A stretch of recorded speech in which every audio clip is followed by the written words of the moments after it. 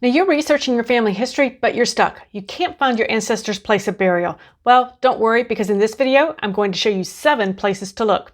Hey there, if we haven't met before, I am Lisa with Are You My Cousin? And this YouTube channel is designed to help you find your ancestors, grow your family tree, but not be overwhelmed in the process. So that sounds like your cup of tea, you're in the right place.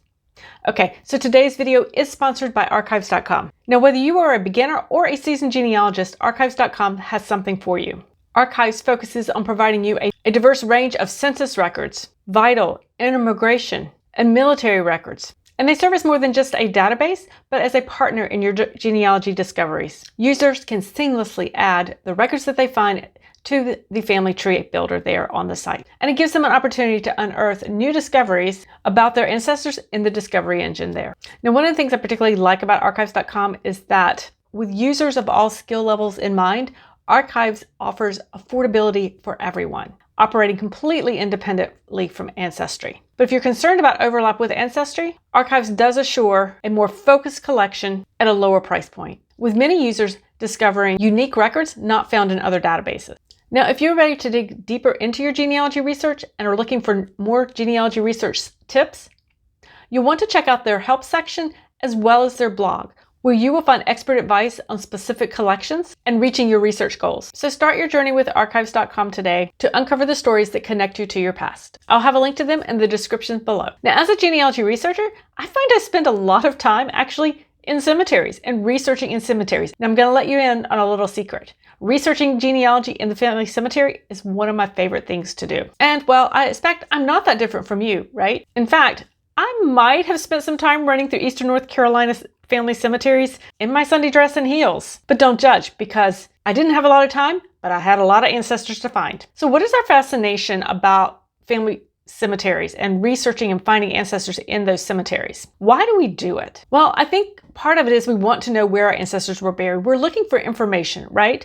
But we're also looking for some connection as well, and connection to perhaps a place to where our family was. So we want to know where they were buried. We want to know the dates. We want to know the names and dates that we find on those tombstones. And we want to know what other information we can find about our ancestors and other family members on that gravesite as well. But one of the biggest things that I hear when I talk about cemetery research with Are You My Cousin followers is the fact that, well, they're struggling to find where their ancestors were buried. And I get it. I'm still struggling to find where some of mine are. And that's why I'm making this video, which is to share with you 7 places or 7 sources, places that you can look for your evidence of your ancestors' burial place. So let's get started with it. Now, one of the first places that I'm going to look when it comes to looking for an ancestor's place of burial is their death certificate. So if you have an ancestor who is of a time when there was a death certificate created, then I'm going to make sure I'm looking at that and getting all the information there.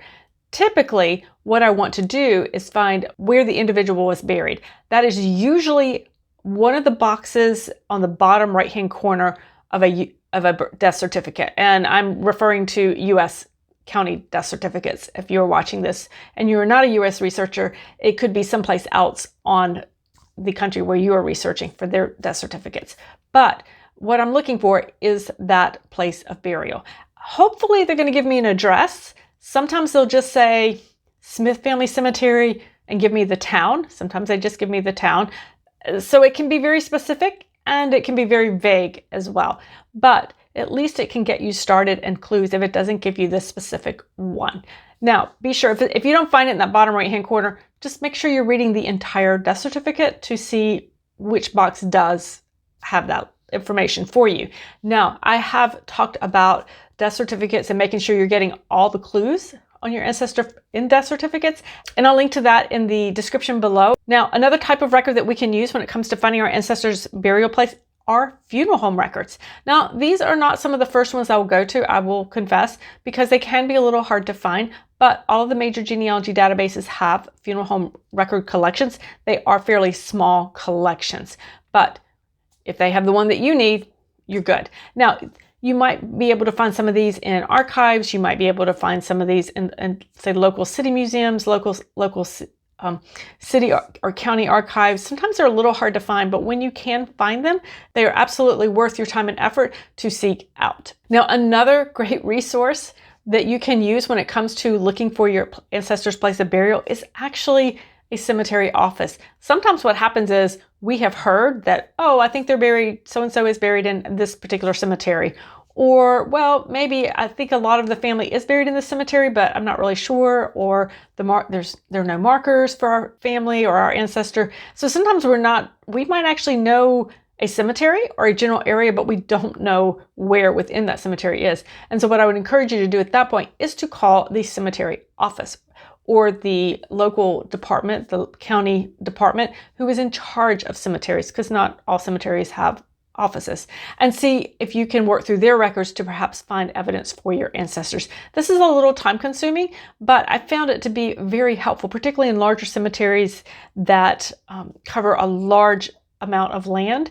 And it's one thing to know that they might be there, but if you're not sure if they are there and you're looking at hundreds of tombstones and you're trying to figure out who's who and if your ancestor's even there, well, talk to the people at the cemetery, because they can use their databases and help you out that way. Plus, people in a cemetery office may have some information on individuals who perhaps are buried within that cemetery if the gravestone was never set or if it just didn't survive or for whatever reason. So that can be very helpful when it comes to identifying a cemetery and then trying to find the ancestor's grave within the cemetery. And just a pro genealogy tip, when it comes to reaching out to cemetery offices, I have found that if I just call them on the phone, I get a really positive response. They've been very helpful to me. And so I absolutely would recommend that you call and talk to someone there if you have identified a cemetery but can't figure out quite within that cemetery where your ancestor is. Okay, so the next resource is actually much closer to home, much easier to use, and that is your family. Now, you knew I was going to bring up the family at some point, right? One of the things that we as genealogists tend to miss, particularly early on the research, particularly if you are a new researcher, is that we forget to ask family. We forget to ask the people who might actually really know where our ancestors are buried or where that family cemetery is. And so make sure you are asking your family. Again, not just your immediate family, but your distant family, distant cousins, and I ask other researchers who might be really quite distant, if they are even actually related to me. But if we're researching the same family lines, well then, we can share our information. They may have information on a family cemetery that I'm not aware of, and vice versa. So definitely want to make sure you're asking family. And again, include those fellow researchers who are researching their collateral lines as well. One such example of this is I had frequently asked one of my aunts about a family cemetery, and which I suspected there was one, wasn't really sure it would have been, and I knew it had to be somewhere where the old home place was, or it had to be in the middle of what's now woods. And so I asked, and she didn't know, and I got to meet a very distant cousin of mine, probably a third cousin at that level. And so I asked her, and she said, "Oh yeah, don't you remember?" And she turned to my aunt, she goes, "We used to play hide and seek among the gravestones."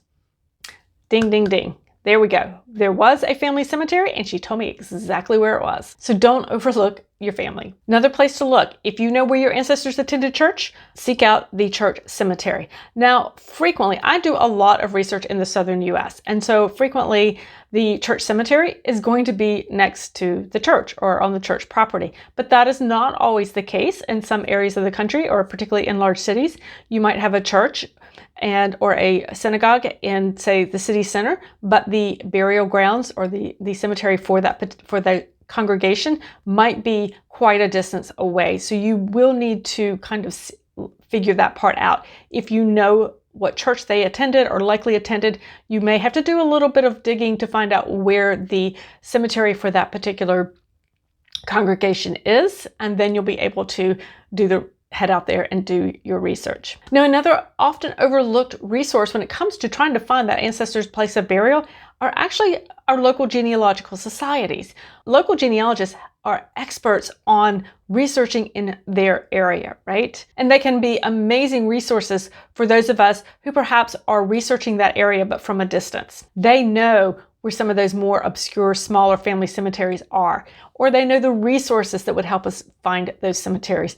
One of the really important things that I have found in talking with people who are local, the local genealogical society, when I'm looking for places of burial, is maybe I've seen that I know the approximate area that cemetery could be in, and I want to go view that grave, but they can tell me, one, how to get there, and they can actually tell me, is it safe to go? As a genealogy researcher out there, if I'm going on my own, There are places that, well, guys, safety first. I'm not going to go by myself. So I'm going to ask not only how to get there, but is it safe to get there?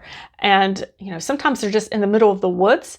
And so it's very hard to get to. So it's very important that we talk to people who are local so that they can help us identify perhaps potential places our ancestor may have been, help us find that family cemetery, but also help us access it safely. And next up would be cemetery databases. Now, what I mean when I talk about cemetery databases, we're talking about sites like Find a Grave, which is an online database with millions of grave sites that are user submitted. There's Billion Graves. There's also a smaller one that I use that I have found quite helpful, and that is called cemeterycensus.com. And I will have links to all of these sites that I have mentioned in the description below. But cemeterycensus.com, it is a much smaller site, but it is a great one to check, and it is updated. What I like about that, if you are researching, particularly in the South, particularly in North Carolina, they have a large number of user-submitted sites, and they really specialize in a lot of the smaller family cemeteries. And those seem to be the ones that oftentimes I struggle to find, those more rural family cemeteries that could be off in the woods somewhere, quite frankly. Now, as you can tell, we've been focusing on finding that gravesite, but as you know, as a genealogy researcher, death records provide us with a lot of information about not only our ancestor as the individual, but also other generations and potentially other family members as well.